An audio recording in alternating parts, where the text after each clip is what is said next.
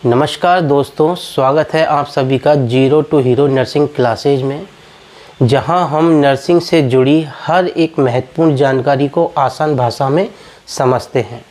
आज हम शुरू करने जा रहे हैं सेल, जिसे हिंदी में कोशिका कहते हैं।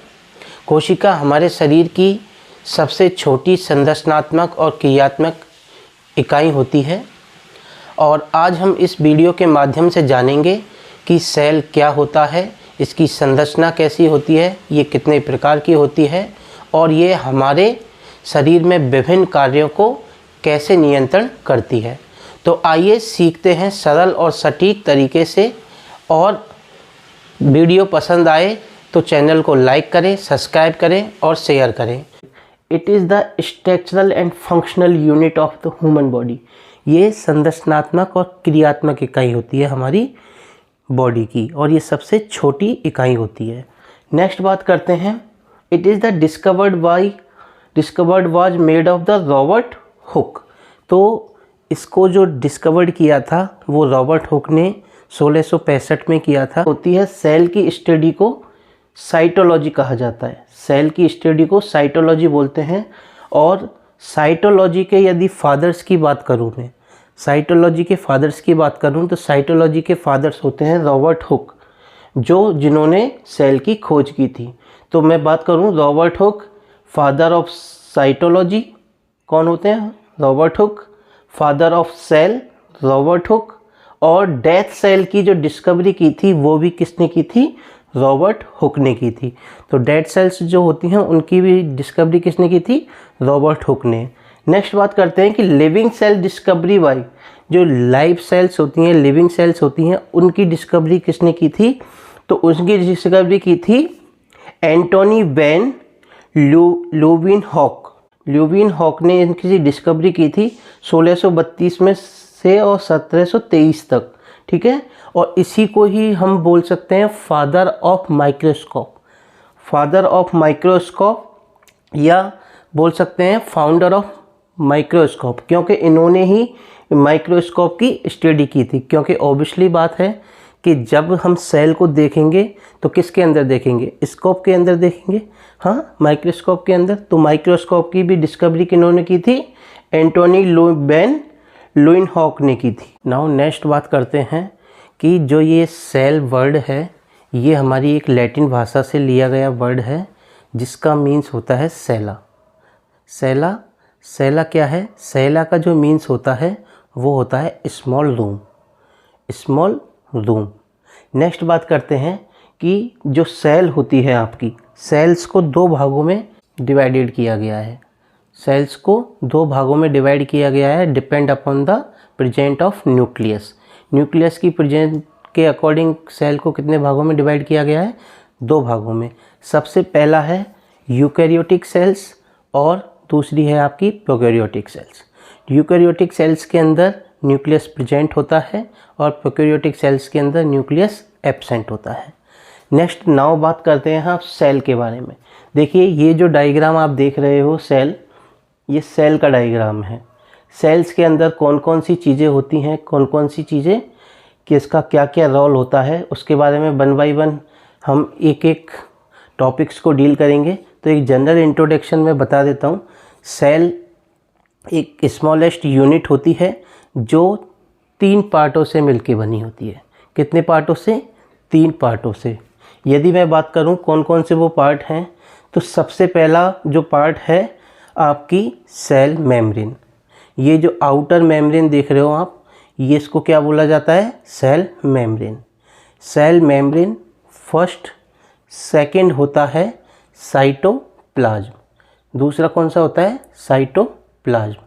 सेल मेम्ब्रेन के अंदर और न्यूक्लियस मेम्ब्रेन के बाहर वाले पार्ट को, जितने भी इसमें आप ऑर्गेनल्स देख रहे हो, ये जितना भी ऑर्गेनल्स देख रहे हो, ये कौन सा पार्ट है? साइटोप्लाज्म। नेक्स्ट तीसरा पार्ट है आपका न्यूक्लियस। क्या है? न्यूक्लियस। तो हम 3 पार्ट्स के अंदर पूरी सेल की स्टडी करेंगे। फर्स्ट है आपका सेल मेम्ब्रेन, दूसरा है आपका साइटोप्लाज्म, जिसमें आपके सारे ऑर्गेनल्स, माइटोकॉन्ड्रिया, लाइसोसोम, जितने भी ऑर्गेनल्स हैं वो प्रेजेंट होते हैं। वो किसके अंदर होते हैं? साइटोप्लाज्म प्लाज्म के अंदर। नेक्स्ट बात करते हैं थर्ड पॉइंट, न्यूक्लियस। तो हम पूरी सेल्स को हम 3 पार्ट्स के अंदर पढ़ने वाले हैं। सो नाउ हम बात करते हैं cell is the situated under the 3 headings. हम सेल को 3 हेडिंग्स के अंदर पढ़ते हैं। 3 हेडिंग्स कौन कौन सी हैं आपकी? सेल मेम्ब्रेन, साइटोप्लाज्म और न्यूक्लियस। पूरी सेल को हम 3 हेडिंग के अंदर पढ़ते हैं। तो सेल मेम्ब्रेन क्या होती है? सबसे पहले cell membrane it is the outermost part of the cell. ये सेल का क्या होता है? आउटर मोस्ट पार्ट होता है। The cell membrane is composed by the proteins and lipid. जो आपकी सेल मेम्ब्रेन होती है वो 2 चीज़ों से मिलकर बनी होती है, फॉस्फेटलिपिड और ग्लूकोप्रोटीन, ग्लाइकोप्रोटीन। तो फॉस्फोलिपिड और ग्लाइकोप्रोटीन से मिलकर बनी होती है। And the nature of the cell membrane is selective and semi permeability. मतलब जो उसकी लेयर होती है वो सेमी परमेबल, बिल्कुल पारदर्शी झिल्ली की तरह होती है, जिससे जो सेल के मॉलिक्यूल्स हैं जो सेल मेम्ब्रेन से एग्जिट और एंट्री कर सकें। ठीक है। Next, cell membrane is also known as plasma membrane. Cell membrane को ही हम क्या बोलते हैं? Plasma membrane. सो नाउ हम बात करते हैं अब सेल मेम्ब्रेन के फंक्शंस के बारे में, क्या क्या उसके काम हैं। तो functions of cell membrane, it is the responsible to provide the shape of the cell. ये क्या करती है? शेप को प्रोवाइड करती है सेल की। Next, it is the responsible for the protection of the cellular organism. जो हमारे सेल साइटोप्लाज्म के अंदर जो सेलुलर होते हैं, माइटोकॉन्ड्रिया, लाइसोसोम, उनको क्या करती है? ये प्रोटेक्शन प्रोवाइड कराती है cell membrane. Next, the cell membrane is also control the entry or exit of the molecules from the inside or outside the cells।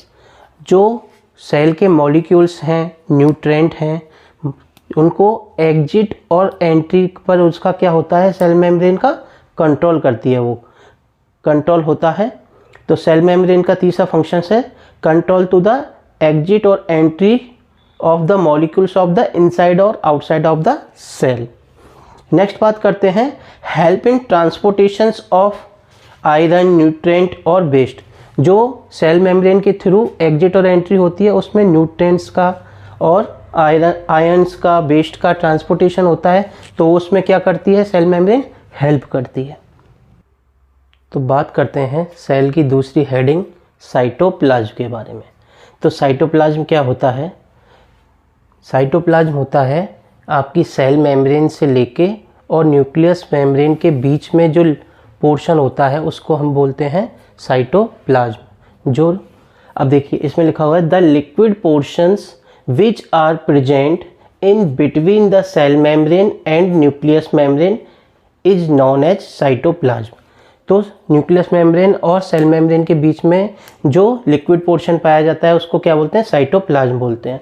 Cytoplasm contain 70% of water which is known as cytosol. ठीक है। तो cytoplasm के अंदर 70% water present होता है और उस water को क्या बोला जाता है? साइटोसॉल बोला जाता है। नेक्स्ट बात करते हैं प्रोटोप्लाज्म और साइटोप्लाज्म और न्यूक्लियोप्लाज्म। प्रोटोप्लाज्म क्या होता है? साइटोप्लाज्म प्लस न्यूक्लियोप्लाज्म को मिला देते हैं यदि, तो वो क्या कहलाता है? प्रोटोप्लाज्म कहलाता है। पूरी सेल के फ्लूइड को मिला दें तो प्रोटोप्लाज्म, साइटोप्लाज्म, न्यूक्लियस मेम्ब्रेन और सेल मेम्ब्रेन के बीच में पाए जाने वाला फ्लूइड क्या कहलाता है? साइटोप्लाज्म। और न्यूक्लियस के अंदर पाए जाने वाले फ्लूइड को क्या बोलते हैं? न्यूक्लियोप्लाज्म। नेक्स्ट बात करते हैं protoplasm is also known as physical basis of life. इसको क्या बोलते हैं? Physical basis of life. Next बात करते हैं कंपोजिशन ऑफ द साइटोप्लाज्म। उसके अंदर कौन कौन से कंपोनेंट होते हैं। ठीक है। तो सबसे पहले साइटोप्लाज्म के अंदर सबसे पहला होता है साइटोसोल। जो मैंने अभी आपको बताया कि जो वाटर पोर्शन होता है साइटोप्लाज्म के अंदर उसको क्या बोलते हैं? साइटोसोल। दूसरा ऑर्गेनल्स। ऑर्गेनल्स जैसे कि माइटोकॉन्ड्रिया, गोल्गी अपरेटस, ठीक है, लाइसोसोम, राइबोसोम, ये सारे क्या हैं? ऑर्गेनल्स हैं। नेक्स्ट बात करते हैं तीसरा इंक्लूजन्स। इंक्लूजन्स क्या होता है? Non living particles like pigmented glycogen and granules and lipid droplets. तो ये जो नॉन लिविंग सेल्स होती हैं, जो सेल के अंदर होती हैं, वो क्या होती हैं, वो भी किसके अंदर होती हैं, साइटोसोल के अंदर। सो नाउ अब हम पढ़ने वाले हैं कौन कौन से ऑर्गेनल्स हैं जो साइटोप्लाज्म के अंदर प्रेजेंट होते हैं, जिसमें सबसे पहला आता है आपका endoplasm reticulum. So now come on the endoplasm reticulum. Endoplasm reticulum क्या होता है, ये एक इम्पोर्टेंट ऑर्गेनल्स होता है, सेल्स का मतलब, और it is the important organelles, it is the network of the cell membrane with the cytoplasm. तो ये क्या है, इट इज नेटवर्क होता है सेल मेम्ब्रेन का, ठीक है, किसके अंदर, साइटोप्लाज्म के अंदर, ठीक है। It is the 2 types of the endoplasm reticulum. ये कितने टाइप्स का होता है, 2 टाइप्स का। सबसे पहला होता है रफ एंडोप्लाज्म रेटिकुलम, दूसरा होता है आपका स्मूथ एंडोप्लाज्म रेटिकुलम। तो फर्दर हम इसको डिटेल से पढ़ेंगे।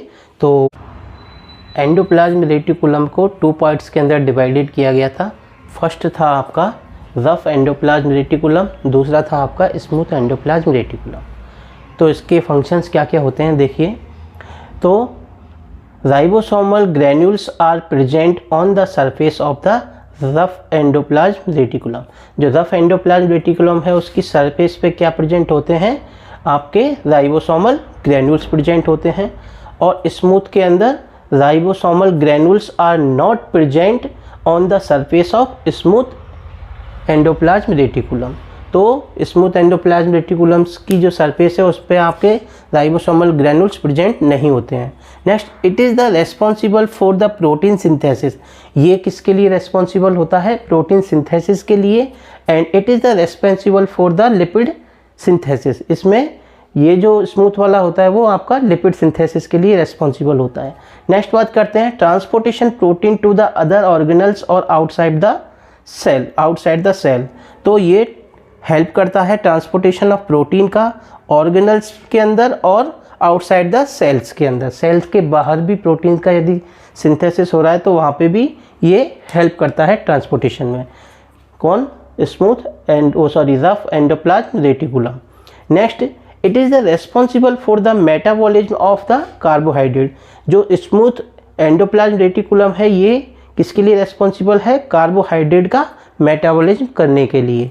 नेक्स्ट बात करते हैं, next modifications of the protein, ठीक है। तो प्रोटीन का मॉडिफिकेशन करने के लिए भी कौन सा रफ एंडोप्लाज्म रेटिकुलम रेस्पॉन्सिबल है। नेक्स्ट, कैल्शियम आयन का स्टोरेज करने के लिए स्मूथ एंडोप्लाज्म रेटिकुलम रेस्पॉन्सिबल होता है। और नेक्स्ट, कोलेस्ट्रॉल स्टेरॉइड का जो सिंथेसिस करता है वो भी कौन सा करता है, smooth endoplasm reticulum. Next, detoxification of the drug. जितनी भी हमारी मेडिसिन्स हैं उनका सबका डिटॉक्सिफिकेशन कौन करता है, आपका स्मूथ एंडोप्लाज्म रेटिकुलम। तो हमारा दूसरा ऑर्गेनल्स है गोल्जी एपरेटस। गोल्जी एपरेटस क्या होता है, देखिए Golgi apparatus, it is the important organelles of the cell. It is the discovered by Italian cytologist Camillo Golgi, ठीक है। इन्होंने कब इसको डिस्कवर किया था, 1897 में इसको गोल्जी एपरेटस को डिस्कवर्ड किया गया था। किसके द्वारा, इटालियन साइटोलॉजिस्ट के द्वारा, ठीक है, कैमिलो गोल्जी के द्वारा। नेक्स्ट बात करते हैं, जो गोल्जी बॉडी एपरेटस होता है वो help in the processing of the protein. Process, जो प्रोटीन सिंथेसिस की प्रोसेस है उसमें क्या करता है गोल्जी एपरेटस, हेल्प करता है। And help in the packaging of the protein, protein की पैकेजिंग में भी क्या करता है, ये हेल्प करता है। Next, transportation of the protein from the one part two the another part. जैसे कि फॉर एग्जांपल अभी मैं बोल रहा हूँ तो मेरी जो टंग है वो यूज हो रही है तो इसको प्रोटीन्स की रिक्वायरमेंट है, ठीक है। मैं मूव ऑन कर रहा हूँ, ठीक है, या फिर मैं चल रहा हूँ, मैं रनिंग कर रहा हूँ तो मेरे लेग्स को प्रोटीन्स की रिक्वायरमेंट है। तो क्या करता है Golgi body apparatus, one part two another part proteins का जहाँ पे उस सेल्स को रिक्वायरमेंट होती है वहाँ पे वो क्या कर सकता है, ट्रांसपोर्ट करता है। ट्रांसपोर्ट करने की वजह से ही क्या बोलते हैं, ट्रांसपोर्टेशन करने की वजह से ही it is also known as post office.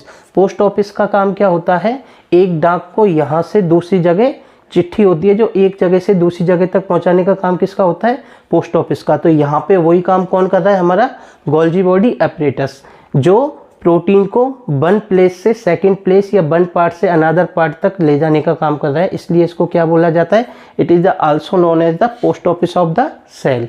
Next बात करते हैं, it is the responsible for the exocytosis. Exocytosis क्या होता है, एक्जो का मतलब होता है बाहर, ठीक है, तो बाहर, साइटोसिस मतलब सेल क्या कर रही है, ठीक है। तो गोल्गी बॉडी एपरेटस का जो काम होता है एक्जोसाइटोसिस, तो एक्जोसाइटोसिस क्या होता है, throw out the cell substance from inside to the outside of the cell. Throw out मतलब फेंकना, ठीक है, सब्सटेंस मतलब मॉलिक्यूल्स, आयरन, प्रोटीन्स, ठीक है, न्यूट्रिएंट्स, उनको inside to the outside of the cell, तो मतलब अंदर से और बाहर की तरफ जो मॉलिक्यूल्स हैं, आयंस, न्यूट्रिएंट्स, ठीक है, और जो वेस्ट प्रोडक्ट है सेल का, उसको हम इनसाइड से आउटसाइड क्या करते हैं, हम एक्जोसाइटोसिस करते हैं, ठीक है।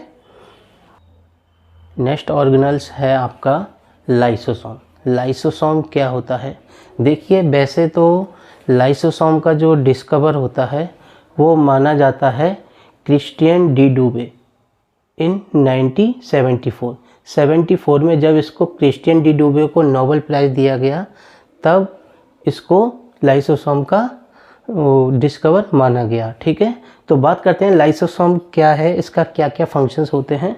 तो lysosomes are the defensive structures at the cell.